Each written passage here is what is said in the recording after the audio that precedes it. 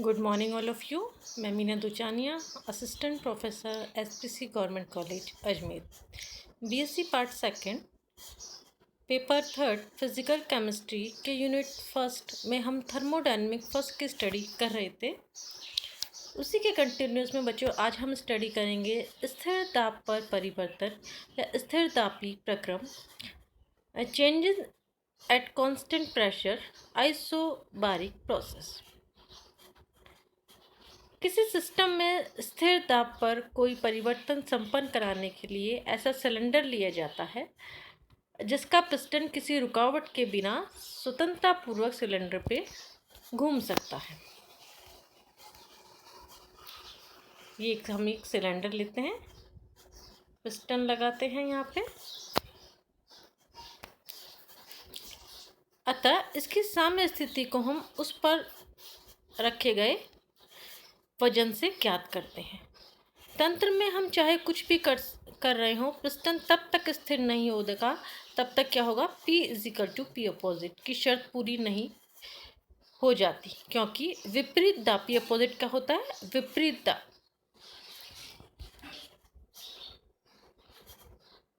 का मान जब तंत्र के दाब, दो प्रेशर होते हैं, ये वाला प्रेशर P सिस्टम का और ये अपोजिट प्रेशर तंत्र के दाब P के बराबर हो जाएगा तो पिस्टन की स्थिति अपने आप क्या होगी, स्थिर हो जाएगी, क्योंकि उसके दोनों ओर का दाब का मान बराबर होगा।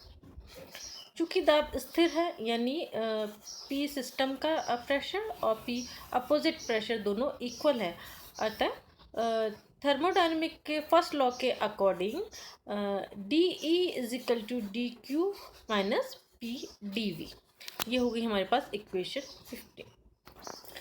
स्थिर दाब पर समीकरण को हम डिफरेंट इंटीग्रेशन करते हैं, तो जो वैल्यू आती है, लिमिट लगाते हैं 1 से 2, तो वैल्यू जो आती है हमारे पास वो होगी E का करेंगे 1 से 2, तो E2 - E1 delta del QP का करेंगे तो QP - V2 - V1। यदि हम इस ब्रैकेट को ओपन कर लेते हैं तो P2 - PV1, तो E2 + PV2 - E1 + PV1 = QP, ये हमारे पास हो गई बच्चों इक्वेशन 16। चूँकि P1 = P2 = P, ये तीनों जो प्रेशर हैं वो इक्वल है, अतः व्यंजन में P के स्थान पर P2 व दूसरे व्यंजन में P के स्थान पर P1 रखने पर तो इक्वेशन जो हमें मिलेगी वो E2 + P की जगह P2, तो P2 V2 - E1 P1 plus P की जगह P1 × V1 = QP, ये हो गई हमारे पास इक्वेशन 17। इक्वेशन 12 के अकॉर्डिंग H = E + PV, जहाँ H का enthalpy, E internal energy, P pressure and V volume.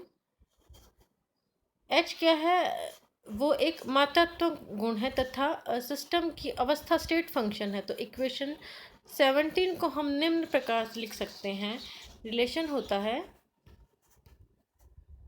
H = E + PV,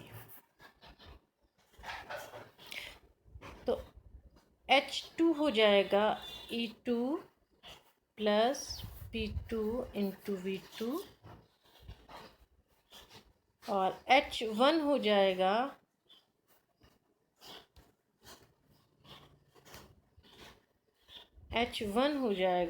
E1 + P1 × V1। तो हम इस वाले जो इक्वेशन है, इक्वेशन 17, उसे इस तरह से लिख सकते हैं, ये पूरा हो जाएगा H2 और ये इस तरह से हो जाएगा H1, तो इक्वेशन हो जाएगी H2 - H1 = QP। अर्थात हम ये कह सकते हैं कि जो H2 - H1 है वो बराबर है डेल्टा एच के, क्योंकि ये दोनों का अंतर होता है। तो delta H is equal to Q P. Equation 18, अतः कांस्टेंट प्रेशर पर सिस्टम जितनी ऊष्मा, जितनी हीट सराउंडिंग से एक्सेप्ट करता है, उतनी ही एंथैल्पी में वृद्धि होती है। इक्वेशन 17 को हम निम्न प्रकार भी लिख सकते हैं, E2 minus E1 plus P2 into V2 minus P1 into V1 is equal to QP। E2 minus E1,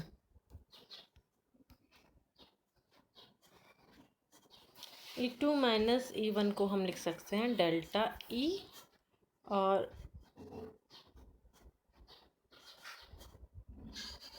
V2 minus V1 को हम लिख सकते हैं डेल्टा V, और प्रेशर P।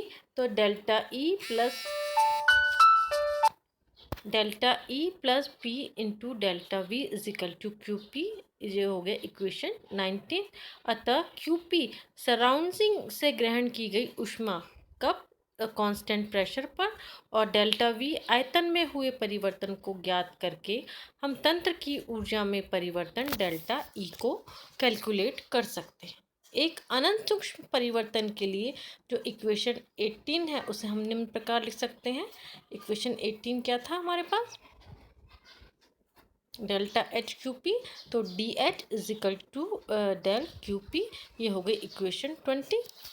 चूँकि एच एक क्या है, स्टेट फंक्शन है, अतः इसका डिफरेंशियल एक यथावत अवकलज होगा, यानी कह सकते हैं कि इसका एग्जैक्ट डिफरेंशियल होगा। जबकि QP एक पाथ फंक्शन है। हमने बच्चों लास्ट लेक्चर में हमने स्टेट फंक्शन और पाथ फंक्शन के बारे में पढ़ा था। तो पाथ फंक्शन केवल दो ही होते हैं, वर्क और हीट। तो यहाँ हीट है तो वो क्या होता है, इसका पाथ फंक्शन है, इसलिए इसका अवकलज एग्जैक्ट डिफरेंशियल नहीं होता है। माना एच के दो वेरिएबल लेते हैं, एच के लेते हैं टी और पी, तब डी एच को हम निम्न तरह से लिख सकते हैं।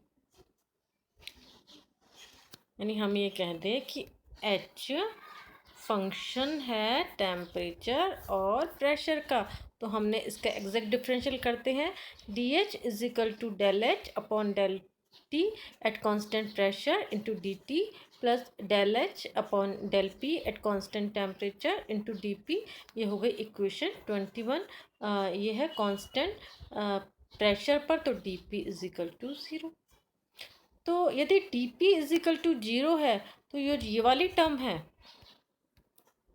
ये इस वाली टर्म हो जाएगी 0। तो ये इक्वेशन हो जाएगी D H is equal to del H upon del T at constant pressure into D T. ये इक्वेशन हो गई 22। तो इक्वेशन 20 व 22 से तो डेल क्यू पी हो जाएगा del H upon del T at constant pressure D T.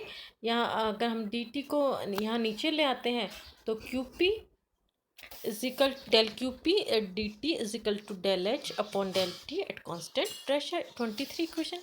तो स्थिर ताप में dt में परिवर्तन के लिए कोई तंत्र अपने सराउंडिंग से जितनी एनर्जी को एब्जॉर्ब करता है उसे तंत्र की स्थिर दाब पर हीट कैपेसिटी कहते हैं। कहने का तात्पर्य यह है कि इसे हम डिनोट करते हैं CP से, D H upon D T P, यानी कांस्टेंट प्रेशर पर टेम्परेचर के साथ एंथैल्पी में चेंज को हम कहते हैं कांस्टेंट स्थिर दाब पर हीट कैपेसिटी। तंत्र की स्थिर दाब पर ऊष्मा हीट कैपेसिटी है, अतः CP इज इक्वल टू क्या हो जाएगा, del H upon del T at constant pressure. ये इक्वेशन 24। अतः जो पार्शल है उसे del H upon del T at constant pressure के CP के इक्वेशन 21 में रखने पर जो इक्वेशन हो जाएगी D H is equal to CP T T plus del H upon del P at constant temperature DP। ये हो गया 25 इक्वेशन।